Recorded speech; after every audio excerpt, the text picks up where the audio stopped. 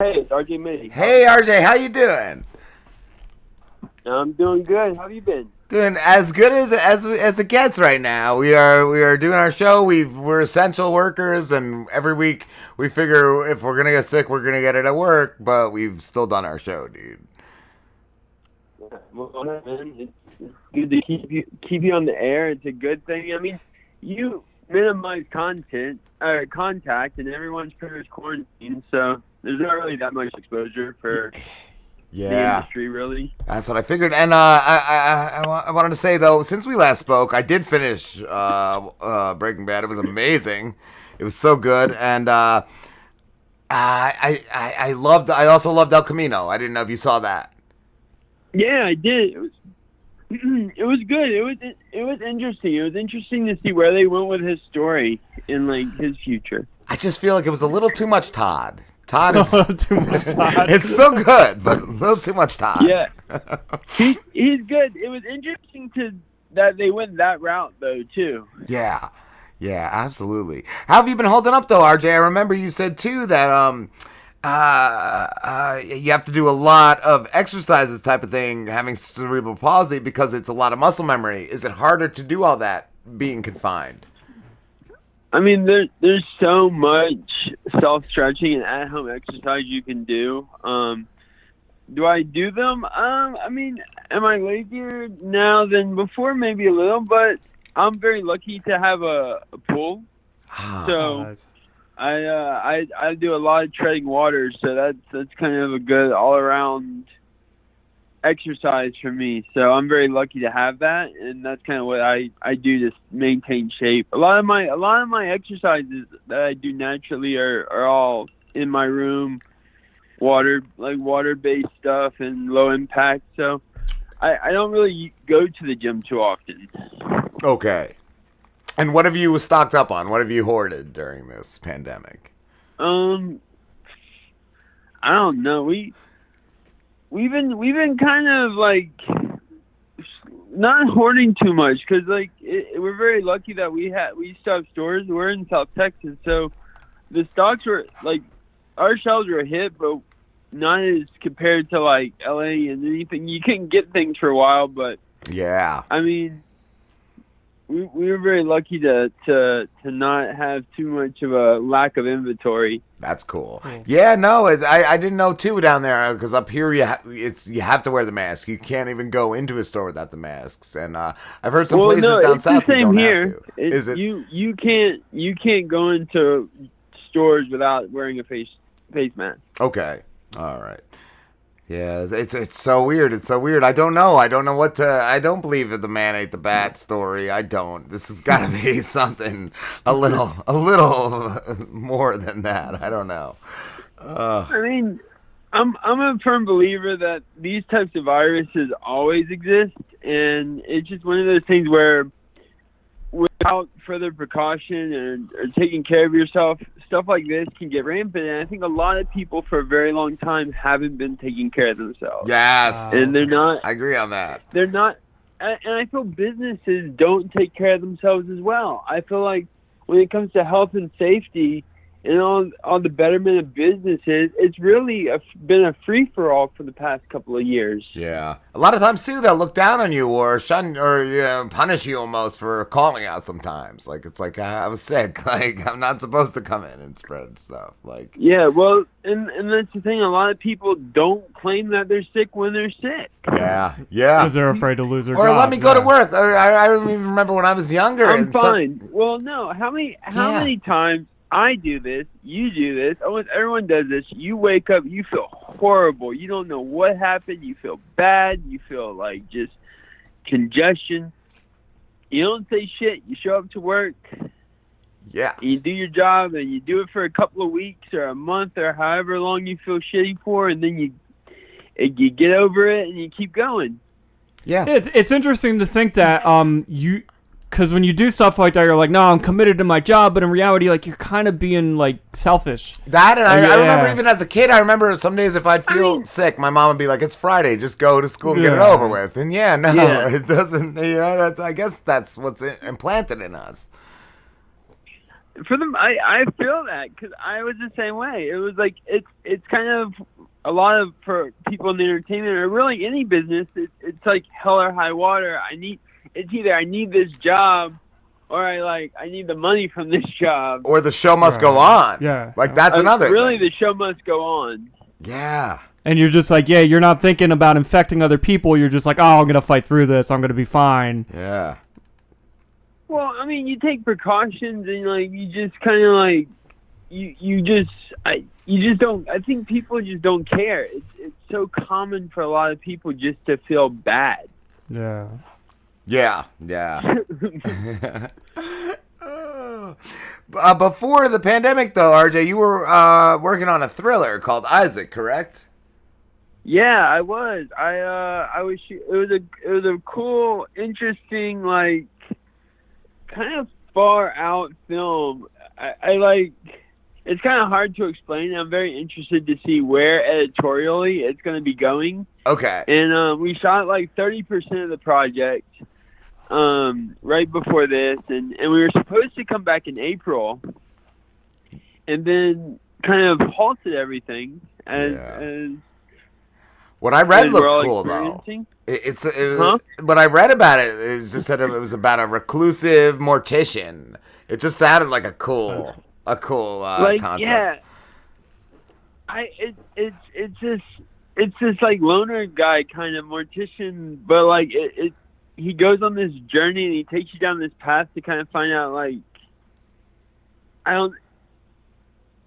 it's a visual thing. I'm trying to explain this to you, but it's something that I'm very excited to be able to present to people, and it's been very fun. Dove Cameron and some amazing other actresses and actors are in it as well, and it's gonna be a ride, and I'm excited for this when we're able to get back to working, to being in the close quarters of our job to be able to finish this project. Yeah. How long of a time will it take to finish, do you think? I mean, I don't think it would take long at all. We did it. We shot this part very quickly, and I think with everything that we got in the bag already, people are very excited. I'm thinking that we're hoping in the next 6 months to have a finished product. Okay. But until this pandemic is over, it's one of those things where everything's up in the air. But it's about having content in hand or being able to go live or digital, and you can't do that with cinematic film. You do need a certain aspect of crew and location to do that. Yeah. But I think right now has been a great time for radio and for broadcasting and already stock television that we have so many platforms for, and pushing forward in that. You play Isaac though, correct? I do play Isaac. Cool. So, but like when I say this movie is going to be very visually appealing, it's going to be so the way that it was shot and kind of the perception of what this man is going through in his life, in his journey, and like kind of has this almost projection of oneself through the whole project, and you don't know what's real or what's not. Oh, cool. I like that kind of stuff. Yes, that's awesome. But that's it. No, sorry, but no, I love quirky work. I love avant-garde work. I think it's something that people don't do enough of, and it doesn't get enough light. And it's fun. I feel like people aren't willing to take that risk as much. No, not anymore. I think it depends. Who you are, but I don't think we get enough collaborators in taking those risks. Yeah. And I'm hoping to see more of that. Yes. I wanted to ask you about Triumph. That's the story of a teen with cerebral palsy who strives to be a wrestler and goes to humorous lengths to win over the girl he's in love with. But it sounds great. It also has an amazing cast. Is that finished? Yeah, actually, it is finished. We just finished our last edit. You know, this project. I think last time we talked about this as well. It had such a journey, and we've been working on this project for 4 years. And Terrence Howard is a part of it. Yes. And Colton Haynes and Grace Victoria Cox, and it's been a journey. And it's loosely based on true events, and since then we've attached and actually given part of the film to charity and organizations, Wow. to UCP actually, to kind of promote cerebral palsy, and it's kind of that just that journey, this power of this person who wants something so badly and doesn't like let his limitations or the perception of his limitations overshadow what he wants. Cool. That sounds awesome. Oh, and do they know when that's coming out? So we're working on that we're trying to do a November release. So right now we're shopping it. We've been shopping it for the last year, and we have 2 companies that are very interested in doing it, and it's kind of deciding which do we go first. Do we sell this to this company, which is a local national company, or do we do this global company who kind of wants the whole thing? You feel me on this? Yeah. Which and it's kind of been a conversation going back and forth for the last little bit. So I'm really hoping to see a final. Like I saw a cut this past weekend, which was the final, but someone misspelled names, which I think were intentional. oh yeah. but it's gonna be good. I'm very happy to have this. You know, we've been working on this thing for 4 years. Yeah. We've pulled it together. It's a passion project for a lot of people, and we're shot in Nashville, Tennessee. Cool. I was very, very happy for it. That's awesome. Is it an independent project, or is it is there a production company attached? We have a production company attached to it. Digital Ignition out of New York is attached to it. One of my buddies there, he was the one that helped pull this project together the rest of the way, and we really wouldn't have it or have this project without him.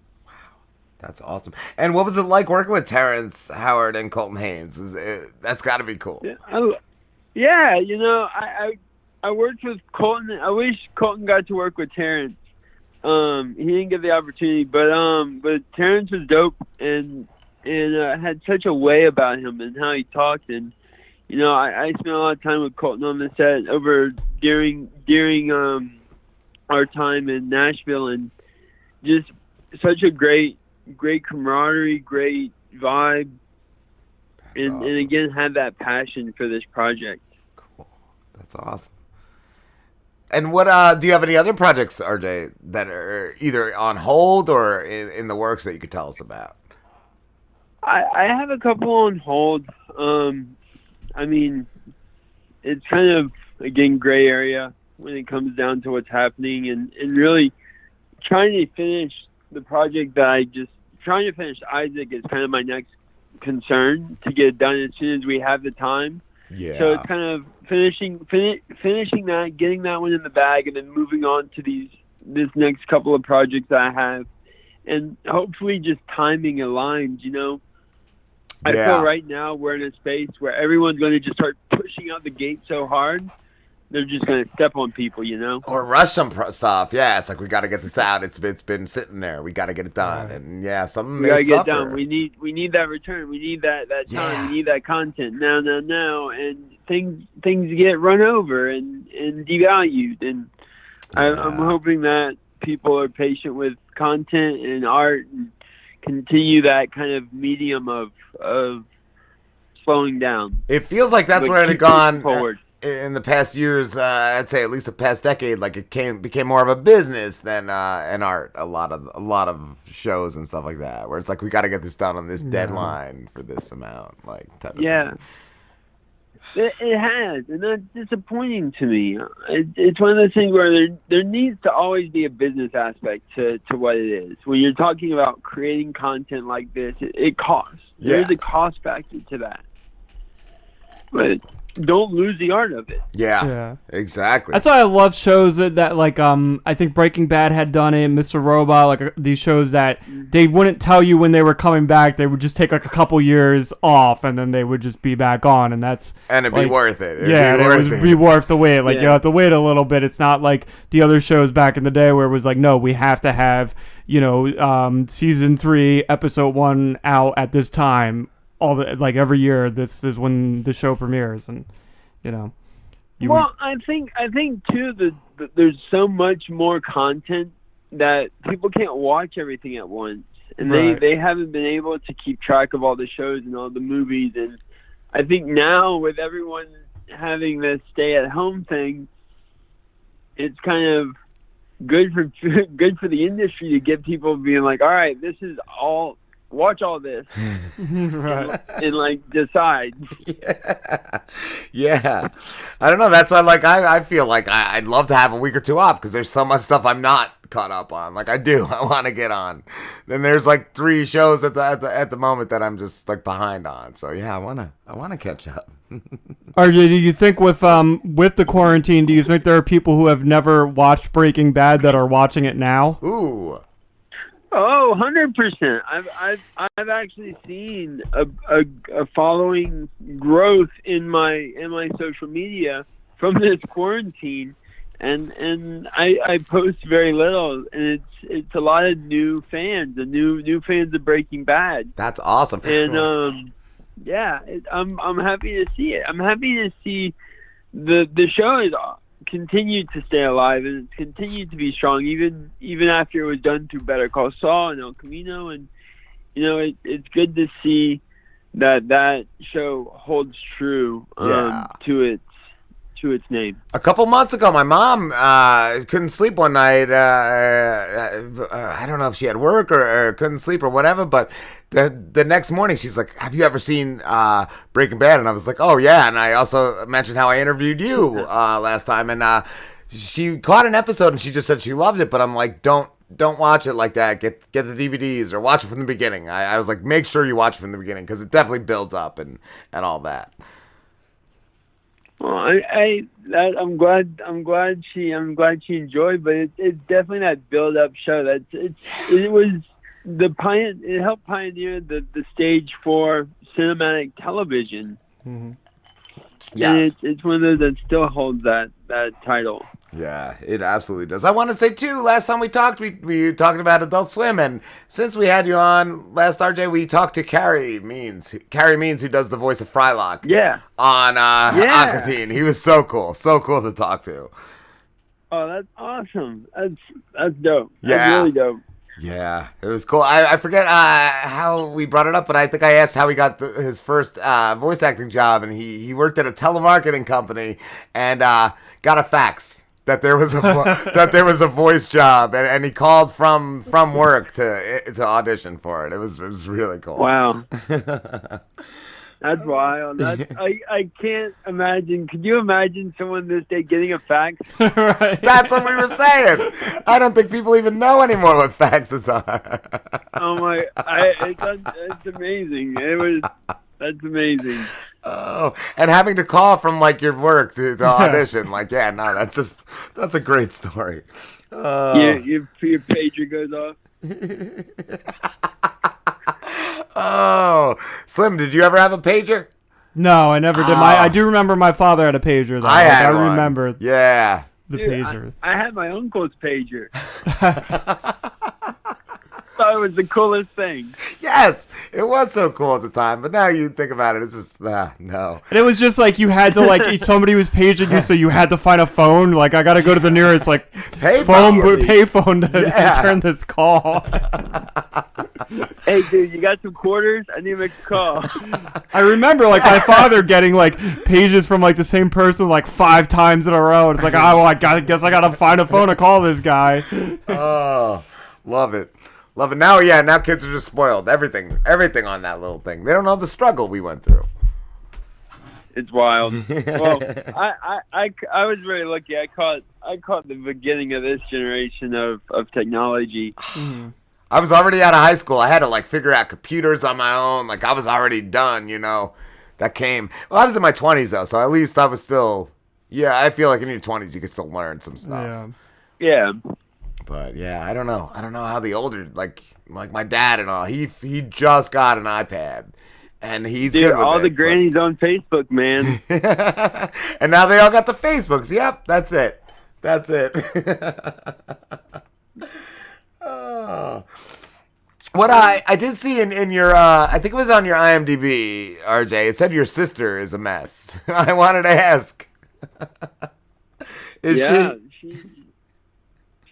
she's something. No, she's good. She's definitely a 15-year-old redhead girl.